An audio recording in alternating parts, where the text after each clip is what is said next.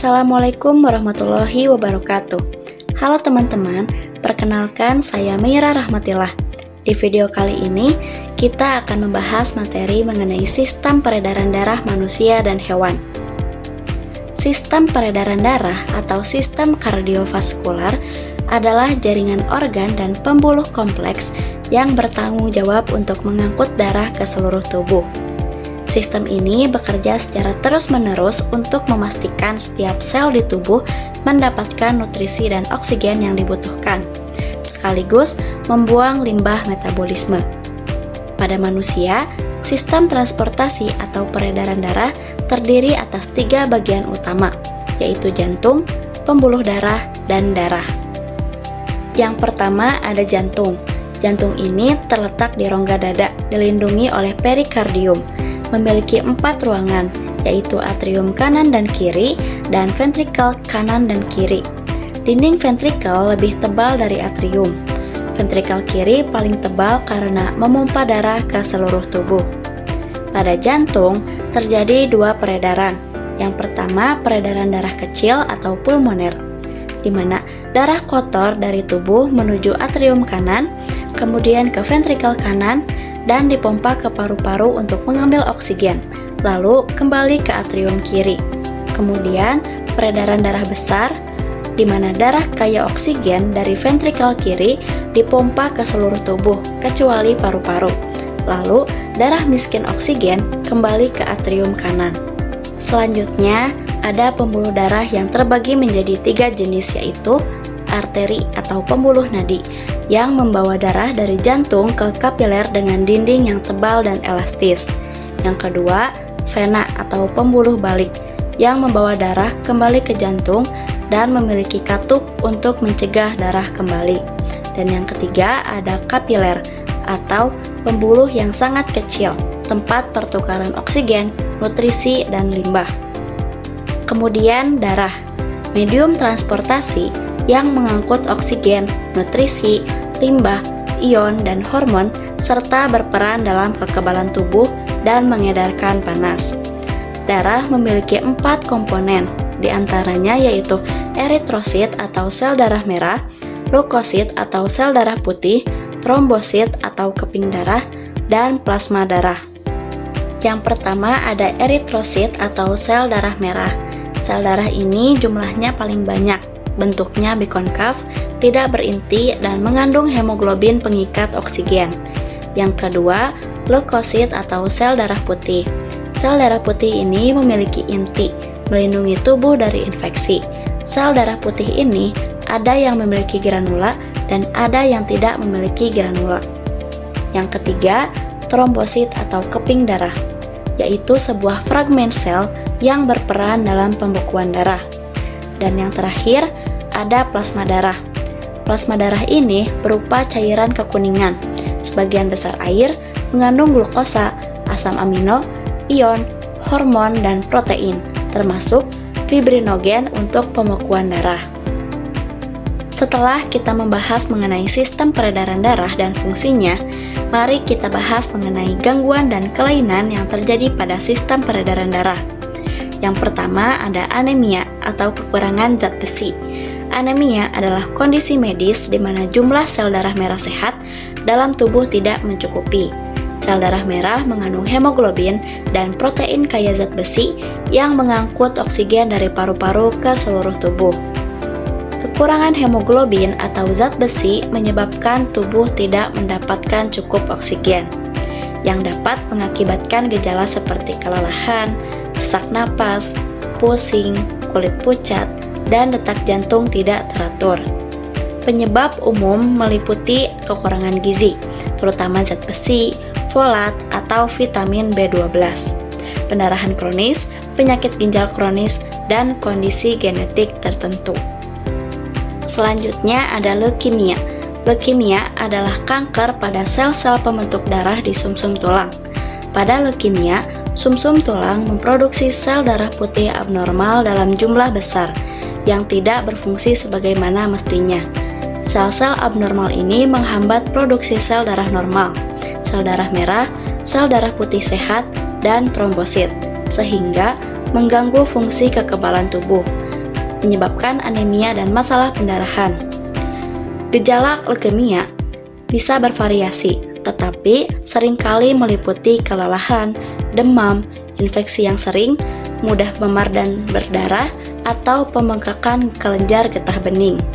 Leukemia terbagi menjadi beberapa jenis berdasarkan jenis sel darah putih yang terkena dan kecepatan perkembangannya. Kemudian ada hipertensi atau tekanan darah tinggi. Hipertensi adalah kondisi di mana gaya dorong darah terhadap dinding arteri terlalu tinggi secara persisten. Tekanan darah diukur dalam milimeter merkuri dan terdiri dari dua angka, tekanan sistolik dan tekanan diastolik. Hipertensi sering disebut sebagai silent killer karena biasanya tidak menunjukkan gejala yang jelas pada tahap awal. Namun, seiring waktu dapat merusak pembuluh darah dan organ vital. Hipertensi yang tidak terkontrol dapat menyebabkan komplikasi serius seperti penyakit jantung, stroke, gagal ginjal, dan masalah penglihatan. Faktor risiko meliputi riwayat keluarga, usia, obesitas, pola makan tinggi garam, kurang aktivitas fisik, merokok, dan konsumsi alkohol berlebihan. Selain hipertensi, ada pula hipotensi. Hipotensi adalah tekanan darah rendah, di mana tekanan darah berada pada tingkat yang lebih rendah dari normal. Tekanan darah rendah yang tidak menyebabkan gejala biasanya tidak menjadi masalah. Namun, jika tekanan darah terlalu rendah dan tidak cukup oksigen, serta nutrisi mencapai organ vital, hal ini dapat menyebabkan gejala seperti pusing, pingsan, penglihatan kabur, mual, kelelahan, dan kebingungan. Hipotensi dapat disebabkan oleh dehidrasi, kehilangan darah, infeksi berat, masalah jantung, gangguan endokrin, atau efek samping obat-obatan tertentu. Dalam kasus yang parah, hipotensi dapat mengancam jiwa karena menyebabkan shock. Terakhir ada hemofilia. Hemofilia adalah kelainan genetik langka yang menyebabkan darah tidak dapat membeku dengan baik. Kondisi ini disebabkan oleh kekurangan atau tidak adanya protein pembekuan darah. Ada beberapa jenis hemofilia. Yang paling umum adalah hemofilia A dan hemofilia B. Orang dengan hemofilia dapat mengalami pendarahan yang berkepanjangan setelah cedera, operasi, atau bahkan pendarahan spontan tanpa sebab yang jelas, terutama ke dalam sendi dan otot. Pendarahan berulang di sendi dapat menyebabkan kerusakan sendi kronis. Penanganan hemofilia umumnya melibatkan penggantian faktor pembekuan yang kurang melalui infus. Teman-teman, selain sistem peredaran darah pada manusia, hewan juga memiliki sistem peredaran darah yang seringkali disebut sebagai sistem transportasi hewan. Ini terjadi pada kedua jenis hewan, yaitu hewan invertebrata atau hewan yang tidak memiliki tulang belakang, dan hewan vertebrata atau hewan yang memiliki tulang belakang. Hewan invertebrata memiliki sistem peredaran darah yang bervariasi. Yang pertama ada protozoa, khususnya pada hewan paramecium. Sistem peredaran darahnya melalui proses difusi, pengangkutan aktif, dan aliran sitoplasma. Kemudian pada hewan planaria dan hidra, sistem peredaran darahnya menggunakan aliran cairan di ruang gastrovaskuler. Selanjutnya, pada serangga disebut dengan sistem peredaran darah terbuka atau sistem peredaran darah yang darahnya tidak selalu mengalir di dalam pembuluh darah. Dan terakhir, pada hewan invertebrata yaitu cacing tanah memiliki sistem peredaran darah tertutup atau sistem peredaran yang darahnya selalu mengalir di dalam jaringan pembuluh darah dan dipompa oleh gelung aorta. Kemudian, sistem peredaran darah pada hewan vertebrata. Pada sistem peredaran ini disebut dengan sistem peredaran darah tertutup yang terbagi menjadi peredaran darah tunggal dan peredaran darah ganda. Pada peredaran darah tunggal, yaitu darah hanya sekali melewati jantung dalam satu peredaran darah lengkap. Contohnya pada kelas Pisces atau ikan. Ikan memiliki jantung dua ruang, terdiri dari satu atrium dan satu ventrikel. Peredaran darah pada ikan bersifat tunggal. Darah kotor atau miskin oksigen dari seluruh tubuh masuk ke jantung, kemudian dipompa ke insang untuk mengambil oksigen dan melepaskan karbon dioksida. Setelah itu, darah yang kaya oksigen langsung dialirkan ke seluruh tubuh tanpa kembali ke jantung. Selanjutnya, sistem peredaran darah ganda, di mana darah melewati jantung 2 kali, peredaran darah kecil dan besar. Contohnya pada kelas amfibi. Amfibi seperti katak memiliki jantung 3 ruang, yaitu 2 atrium dan 1 ventrikel. Pada amfibi, terjadi pencampuran darah kaya oksigen dan miskin oksigen di dalam ventrikel. Meskipun demikian, mereka memiliki peredaran darah ganda, di mana darah melewati jantung 2 kali, 1 kali untuk paru-paru dan kulit, dan 1 kali untuk tubuh. Kemudian, reptilia. Reptilia seperti kadal umumnya memiliki jantung 4 ruang. Namun, sekat ventrikelnya tidak sempurna. Artinya, ada lubang atau celah di antara kedua ventrikel.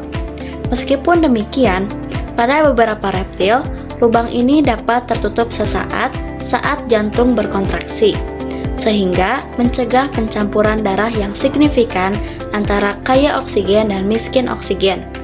Mereka juga memiliki peredaran darah ganda. Selanjutnya, Aves.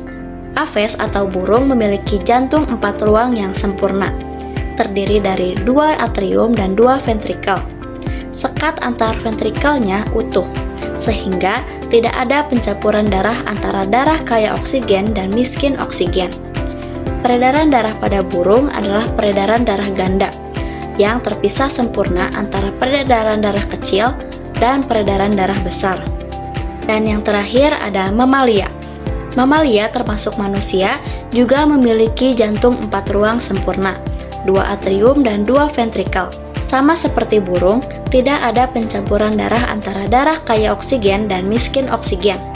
Darah miskin oksigen dari tubuh masuk ke atrium kanan, kemudian ke ventrikel kanan, lalu dipompa ke paru-paru.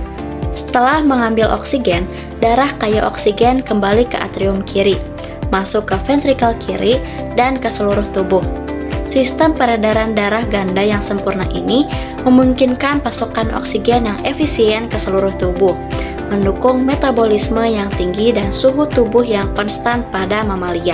Teman-teman, tadi kita sudah membahas mengenai apa itu sistem peredaran darah, gangguan dan kelainan yang terjadi pada sistem peredaran darah, serta sistem transportasi pada hewan.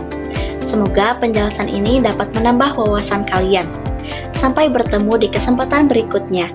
Wassalamualaikum warahmatullahi wabarakatuh.